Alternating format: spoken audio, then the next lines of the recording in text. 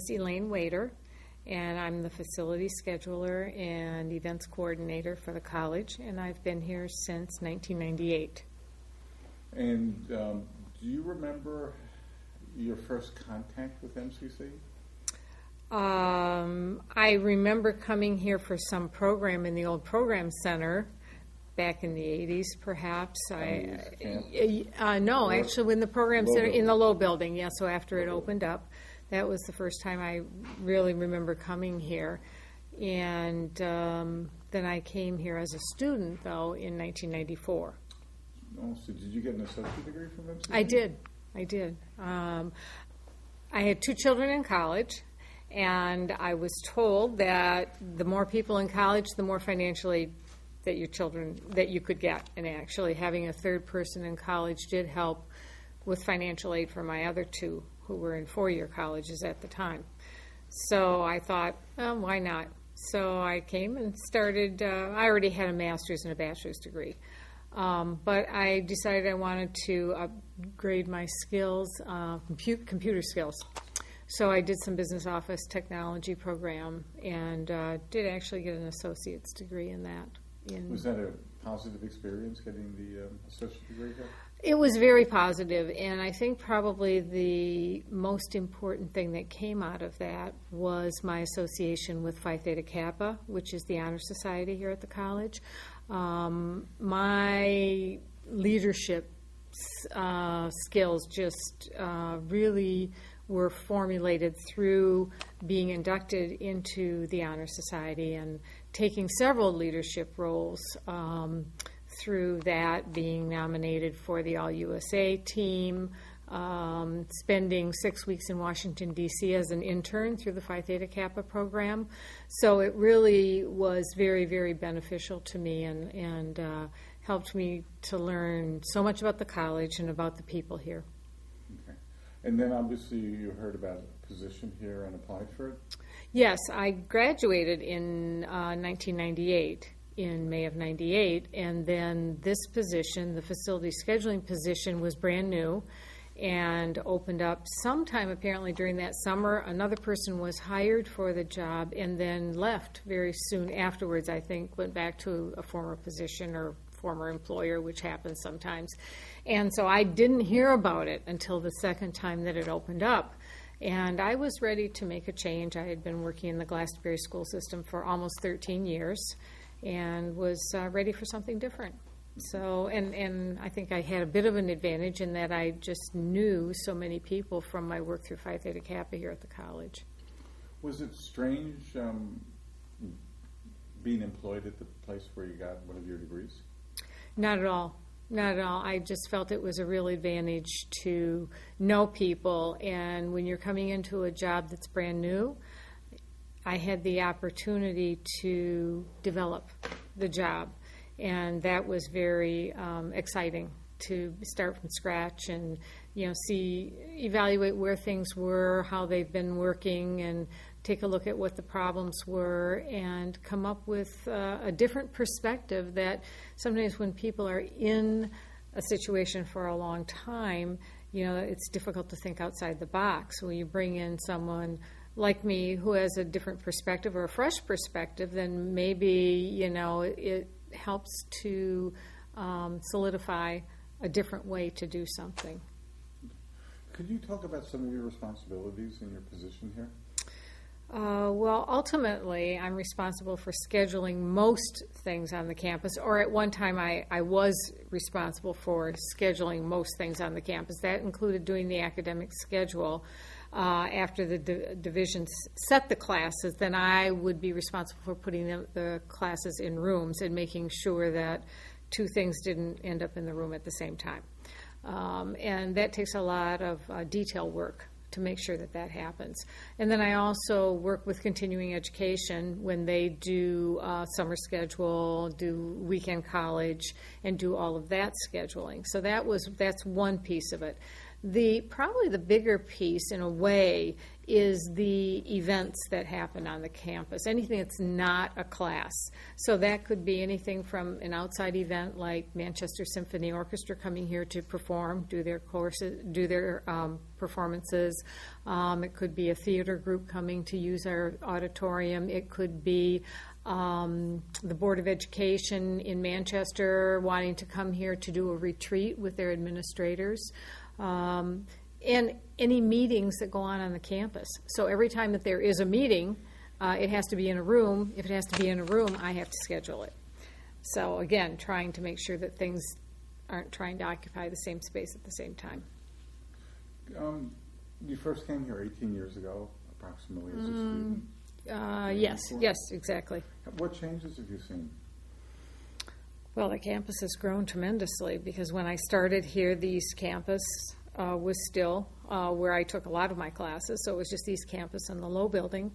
And and that was the case when I started working here in 1998, the LRC was being built, so it opened in 2000. So there were huge challenges when the LRC opened, because we still had the East Campus open, we had the LRC open, we had teachers who were teaching in both places. So scheduling them, I had to be very careful that they didn't have back-to-back classes on two different campuses, even though it was only, a 5 or maybe a 10-minute walk. Still, you only had 10 minutes between classes. So the transition with the LRC, and then the whole transition when we no longer use the East Campus and the AST in the Village opened. So it was just a very interesting time to see that happen and work with it, and I really enjoyed that kind of work. I'm a detail person. Okay. I'm going to go back to your time here as an undergraduate. Mm-hmm. Are there any teachers who stand out among the faculty members you took classes with?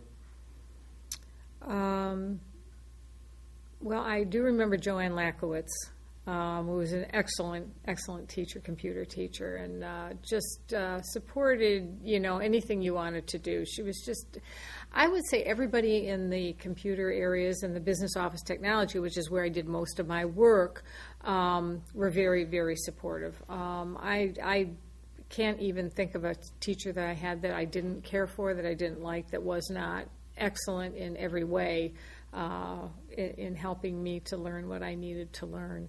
But I do remember, in fact, someone was speaking about Joanne the other day about, I think she lives on Martha's Vineyard now and is retired, and sees her occasionally, and I did have a very, very good relationship with Joanne. Okay.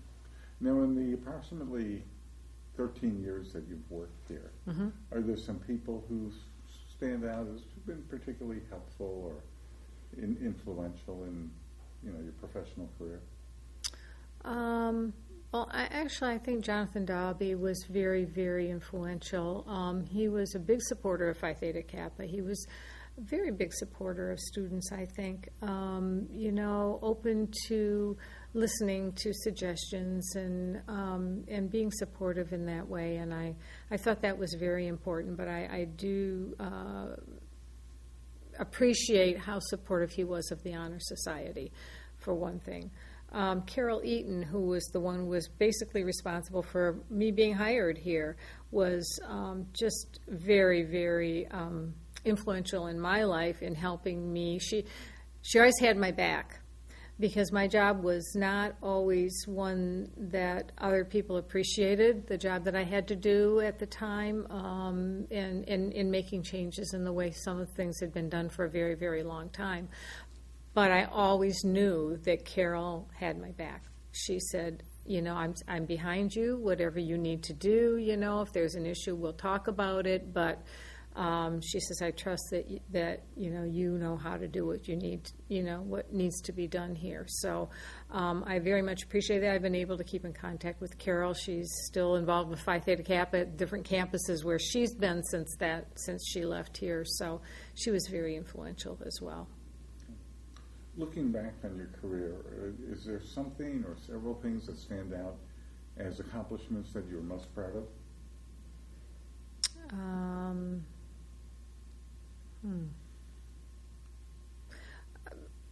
I guess I would say in opening the new buildings, in the work that needed to go into making that happen. And there was a lot that had to be done in terms of learning about those, the buildings and the rooms and what they had, and making mistakes and finding out that an English class really didn't work well in a physics classroom.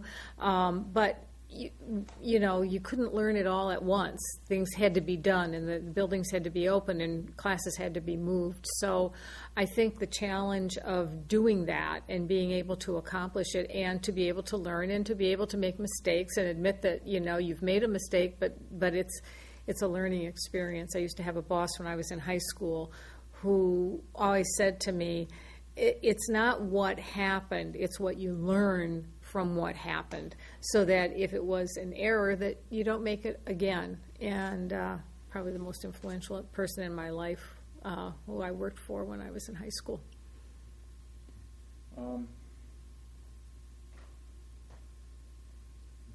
Those are most of the questions that I wanted to ask. Is there anything on your mind that you wanted to discuss? Well, I think that the community colleges have just grown exponentially in terms of what they have the ability to offer students now.